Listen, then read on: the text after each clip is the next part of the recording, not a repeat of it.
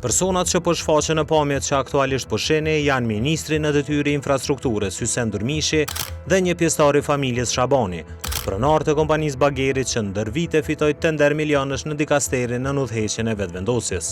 Takimi, video së cilit po publikohet për herë të parë nga Vox Kosova, besohet të jetë zhvilluar para më shumë se një viti, por diskutimet nga aty po japin ende fryte.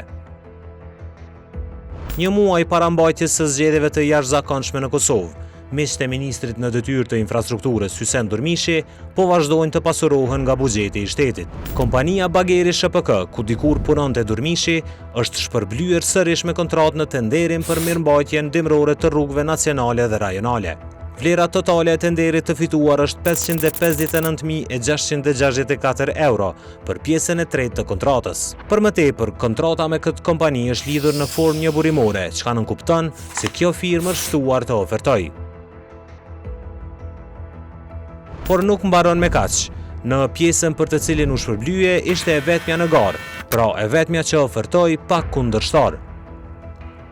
Vox Kosova ka pyetur në lidhje me këtë çështje Leutrim Shabanin, pronarin aktual të firmës, mirë po i njëjti nuk është përgjigjur. Leutrimi është djali i Bujar Shabanit, një miku të vjetër të Hysen Durmishit. Unë Bujar Shabanin e njoh që nga viti 2000.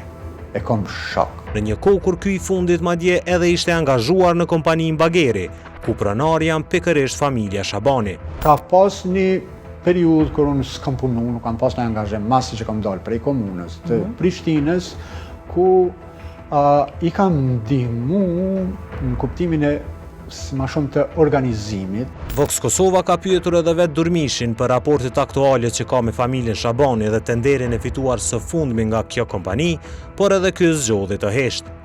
Këto rrethana e vendosin ministrin Hysen Durmishin në qendër të dyshimeve për ndikim të mundshëm në favor të një rrethi të afërt biznesor, duke vënë në pikpyetje integritetin e procesit publik. Në këtë kontekst, zgjedhja e tij për të heshtur nuk shuan shqetësimet, por vetëm se arrit nevojën për sqarim të qartë dhe llogaridhënie të plotë.